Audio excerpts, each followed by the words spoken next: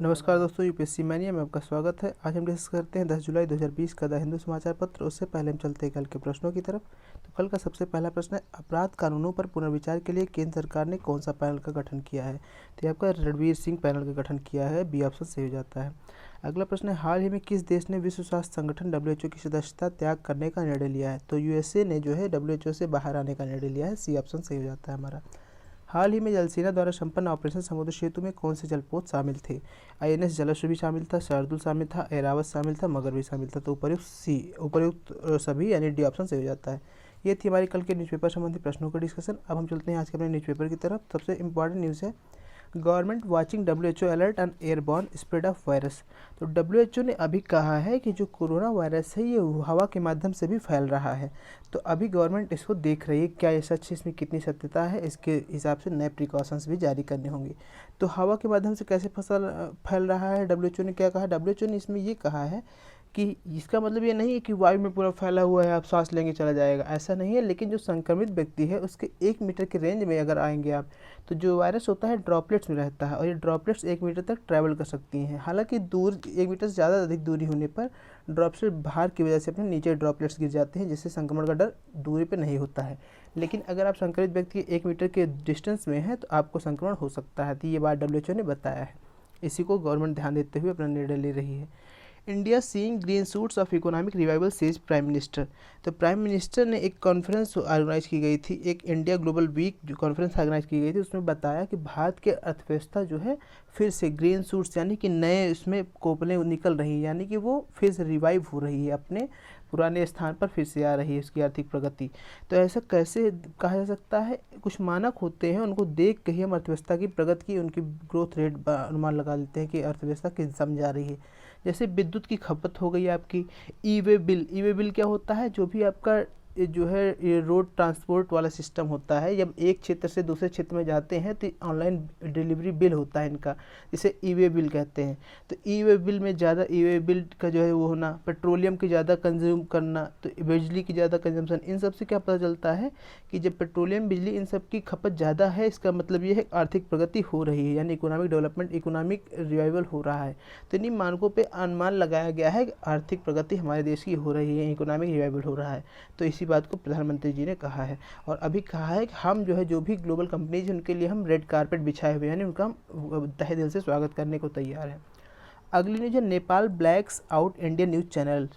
तो नेपाल ने जो भारतीय न्यूज़ चैनल है दूरदर्शन को छोड़ के सभी को जो है ब्लैक आउट कर दिया, यानी उनको बंद किया है। अभी क्यों बंद किया? आरोप लगाया है कि वो जो नेपाल के प्रधानमंत्री हैं KP शर्मा ओली, उनके खिलाफ उनकी छवि को धूमिल करने का प्रयास कर रहे हैं। तो इस आधार पर उन्होंने बैन किया है। और उन्होंने ये भी कहा है कि केवल भारत के लिए नहीं, किसी भी देशी और विदेशी किसी, यानी चाहे स्वदेशी चैनल ही हो, जो देश के हित में काम नहीं करेगा, वो जो राष्ट्रपति, जो वहाँ के राष्ट्रपति, प्रधानमंत्री या कोई भी नागरिक की छवि को धूमिल करने का प्रयास करेगा, उसको हम उसके साथ ऐसा करेंगे। ये थी हमारी इंपॉर्टेंट मेन न्यूज, चूँकि हालांकि नेपाल से संबंध भी हमारे ठीक है, इसलिए ऐसा हुआ है। अगली न्यूज है, परमिशन फॉर प्लाज्मा बैंक। तो पंजाब गवर्नमेंट ने प्लाज्मा बैंक स्थापित करने की परमिशन दे दी है। तो पहली जो गवर्नमेंट है वो दिल्ली गवर्नमेंट ने सबसे पहले प्लाज्मा बैंक स्थापित किया है। उसके बाद अब पंजाब बैंक ने भी परमिशन दे दी, पंजाब गवर्नमेंट ने भी स्थापित वो दे दिया है। तो प्लाज्मा बैंक क्या होता है? प्लाज्मा बैंक आपका एक ऐसा जैसे ब्लड बैंक होता है, वहाँ पर आपको जिस भी ग्रुप का ब्लड चाहिए होता है जाके वहाँ पर ले लेते हैं आप, तो उसी प्रकार प्लाज्मा इसमें डिपॉजिट रहेगा और प्लाज्मा भी वहाँ से लिया जा सकता है। प्लाज्मा का क्या फ़ायदा है? हमने पढ़ा है, कई बार देखा है, कन्वलेशन प्लाज्मा थेरेपी होती है। ये एक वैक्सीन के काम करती है कि जो रिकवर्ड पेशेंट्स रहते हैं उनका प्लाज्मा निकाल के लगा जो है किसी क्रिटिकली इल पेशेंट के उसमें ब्लड में प्लाज्मा को एंटर करा दिया जाए तो उसमें एंटीबॉडीज़ तैयार हो जाती है। तो प्लाज्मा में दरअसल एंटीबॉडीज होती हैं जो हमारे रोग के लड़ने में सहायक होती हैं। तो इसलिए प्लाज्मा बैंक काफ़ी इंपॉर्टेंट रोल होता है ऐसी बीमारियों से लड़ने के लिए। अगली news, Assam government does U turn on land ordinance for MSMEs। तो असम सरकार ने एक ऑर्डिनेंस, एक अध्यादेश जारी किया था। अध्यादेश जो है राज्य सरकार को अधिकार है भारतीय संविधान के अनुच्छेद 213 के अंतर्गत कि गवर्नर किसी मामले पर अध्यादेश जारी कर सकता है यदि वह उस राज्य की विधानसभा सत्र में ना हो तो अभी अध्यादेश जारी किया था असम सरकार ने कि MSME जो है आपकी माइक्रो स्मॉल और मीडियम एंटरप्राइजेज हैं, यानी लघु उद्योग हैं, उनको जो है त्वरित जो है मतलब त्वरित उनको अनुमति दे दी जाएगी एस्टेब्लिश करने के लिए। बहुत ज़्यादा उनको मतलब परमिशंस लेने की आवश्यकता नहीं है। इसके बाद वहाँ के जो आदिवासी समुदाय था उन्होंने काफ़ी विरोध किया कि ये तो आदिवासियों की ज़मीन हड़प लेंगे, जो भी अलग उद्योग हैं उनको अपनी ज़मीन का डर था, उनको जंगल कटने का डर था, इससे काफ़ी विरोध हुआ, जिसके बाद असम सरकार ने अपना ऑर्डिनेंस अभी वापस ले लिया है, ये बात बताई गई है। अब अगली आपकी इम्पॉर्टेंट न्यूज़ हो जाती है, अगली इंपॉर्टेंट न्यूज़ है इंडिया से ये full play of internet of things in design of new Telangana secretariat. तो तेलंगाना सरकार ने पुराने सचिवालय को तुड़वा कर नए सचिवालय बनवाने जा रही है। तो जो नया सचिवालय होगा पूरा वो इंटरनेट ऑफ थिंग्स नई टेक्नोलॉजीज बेस्ड होगा। ये जो टेंडर मिला है जिस जो है उसको फर्म को ऑस्कर एंड पोनी फर्म है एक चेन्नई बेस्ड, उसको टेंडर मिला है। तो उसने जानकारी दी किस प्रकार यहाँ पे थर्मल सेंसर्स लगे होंगे। जैसे ही कोई सेक्रेटेरिएट में प्रवेश करेगा उस सेक्रेटेरिएट की लाइटें जल जाएंगी, जैसे बाहर आएगा तो वो लाइटें बुझ जाएंगी, ऑटोमेटिक होंगी। तो बता रहे हैं कि तकनीकी रूप से काफ़ी एडवांस्ड होगी, आज के 20-30 साल बाद तक की जो है सिचुएशन को सोच के बनाया जा रहा है। और भी चीज़ें बताई जा रही हैं कि इसमें जो है जो भी होगा मतलब 6th फ्लोर पे जो है चीफ मिनिस्टर का ऑफिस होगा। चीफ मिनिस्टर की एंट्री अलग दरवाजे से होगी और जो अंदर का इंटीरियर्स होंगे इसमें के एंटी वायरल होंगे, एंटी बैक्टीरियल होंगे और एंटी माइक्रोस्कोपिक बिल्डिंग होगी, यानी कि बैक्टीरिया वायरस ये सब भी इसमें प्रभावित नहीं होंगे। तो काफ़ी हाईटेक बिल्डिंग बनाई जा रही है, इसके बारे में बताया जा रहा है। अगली न्यूज़ है आपकी India UAE stalemate on flight ends. तो भारत यूएई के बीच में जो फ्लाइट्स को लेके विवाद चल रहा था, क्योंकि यूएई ने ब्लेम किया था कि भारत को कि आप तो वंदे भारत मिशन के तहत यहाँ से फ़्लाइट्स ले जा रहे हैं, लेकिन हमारे जो फ़्लाइट्स हैं उनको भारत नहीं आने दे रहे हैं, उनको सर्विस नहीं रन करने दे रहे हैं। तो अभी इसको लेके जो है अभी विवाद था वो ख़त्म हो गई है बहस। अभी उन्होंने कहा है, भारत ने भी अलाउ कर दिया है। अभी ये 15 दिन के लिए समझौता हुआ, भाई ठीक है दोनों लोग, हम भी ले जाएं आप भी ले जाओ, यानी आप भी अपने फ़्लाइट्स को ऑन कर दो, कोई दिक्कत नहीं है। 15 दिन के लिए बात हुई है। India China diplomats to meet for next round of LAC talks. तो जैसे कि लाइन ऑफ एक्चुअल कंट्रोल पे अभी भारत चीन सीमा के बीच, भारत चीन सीमा पे काफ़ी गर्मा गर्मी थी कई दिनों से, पिछले 2-3 महीनों से। तो अभी उसी को सुलझाने के लिए एक मैकेनिज्म है, working mechanism for consultation and coordination on India China border affairs, WMCC बोलते हैं इसे। तो ये मुख्यतः इसलिए बनाया ही गया है कि कोई मतभेद होते हैं भारत चीन सीमा के विवाद को लेके, कोई भारत चीन सीमा लेकर कोई मतभेद होता है तो इस मैकेनिज्म के थ्रू दोनों देशों के जो नेतृत्व रहेंगे वो बात करेंगे और मामले को सुलझा लेंगे।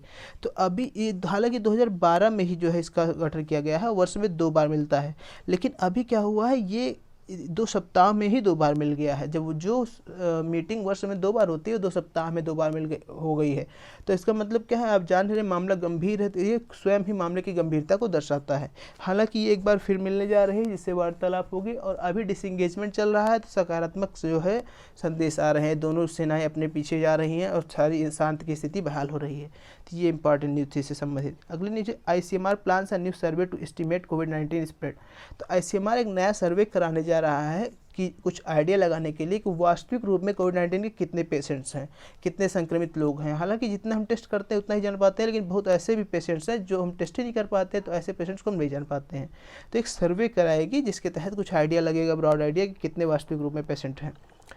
अगली news PM cares is separate from NDRF government. तो कुछ जो है लोगों ने याचिका दायर की कि जो है जो PM केयर्स फंड है इसमें जो भी पैसा है उसको नेशनल डिजास्टर रिस्पांस फंड में ट्रांसफ़र कर दिया जाए। तो अभी मिनिस्ट्री ऑफ होम अफेयर्स ने क्लैरिफिकेशन दिया है कि PM केयर्स फंड NDRF से अलग है और इसमें ये ट्रांसफ़र नहीं किया सकता है।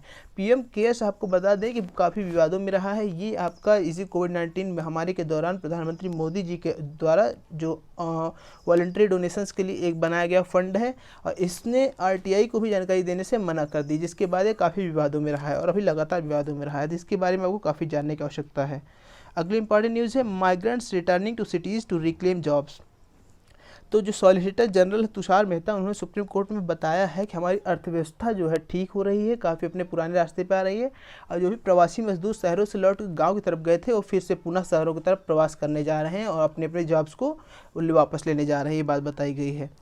अगली इंपॉर्टेंट न्यूज़ है country of origin tag a must Paswan. तो जो हमारे कंज्यूमर अफेयर्स मिनिस्टर है यानी उपभोक्ता मंत्री है रामविलास पासवान, उन्होंने बताया है ई कॉमर्स कंपनियों के लिए एक गाइडलाइन जारी की है, उनको नोटिस जारी की है कि आप जो भी सामान बेचते हैं उस पर कंट्री ऑफ ओरिजिन टैग जो है ज़रूर से ज़रूर लगाइए, ताकि जो भी लोग आपको जैसे फ्लिपकार्ट, अमेजॉन जैसे ई कॉमर्स कंपनी से जो भी सामान खरीदती हैं तो कस्टमर्स को पता हो जो हम सामान खरीद रहे हैं वो किस देश का है, ताकि अगर ये बाइकआउट करना चाहे या किस देश का सामान लेना चाहते हैं वो उनको विकल्प हो उनके पास विलफुल डिसीजन लेने का। तो ये बात बताई गई है। तो हालांकि बताया गया है इसके द्वारा कि 2017 में ही ऐसा प्रावधान ला दिया गया था कि कंट्री ऑफ ओरिजिन को और कंट्री ऑफ मैन्युफैक्चर को दोनों वहाँ पर लिखना जरूरी है, एक्सपायरी डेट भी प्रोडक्ट्स के नीचे लिखना जरूरी है।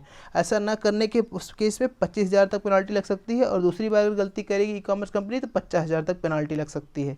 तो ये बात बताई गई उनके द्वारा। अगली जो India to take call on Australia's inclusion in Malabar exercise, तो मालाबार अभ्यास होता है, भारत द्वारा आयोजित कराया जाता है वर्तमान में। इसमें क्या है, जो अमेरिका और जापान की सेनाएं भी शामिल होती है, लेकिन जो है काफ़ी वर्षों से चर्चा हो रही है कि ऑस्ट्रेलिया को भी शामिल कर लिया जाए इसमें।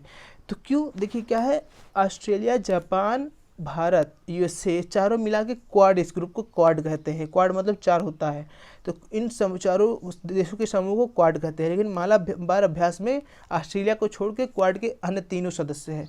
तो ये प्रपोजल रखा जा रहा है अन्य दोनों देशों के द्वारा कि जो है ऑस्ट्रेलिया को भी शामिल कर लिया जाए। तो इससे क्या होगा, ये मुख्यतः आप देखिए ऐसे कंट्रीज हैं जो चाइना से नाखुश रहते हैं। ऑस्ट्रेलिया हो गया, जापान हो गया, इंडिया हो गया, जैसे सारे चाइना से नाखुश रहते हैं। तो अभी जो प्रपोजल आया है कि जो इस बार मालाबार एक्सरसाइज होगी, मालाबार अभ्यास होगा, उसमें ऑस्ट्रेलिया को भी शामिल कर दिया जाए। तो इंडिया अभी इस पर निर्णय लेगा, और इंडिया निर्णय लेने के बाद जो ऑस्ट्रेलिया है, इंडिया जो निर्णय लेने के बाद जो है यूएसए और जापान को नोटिस देगा।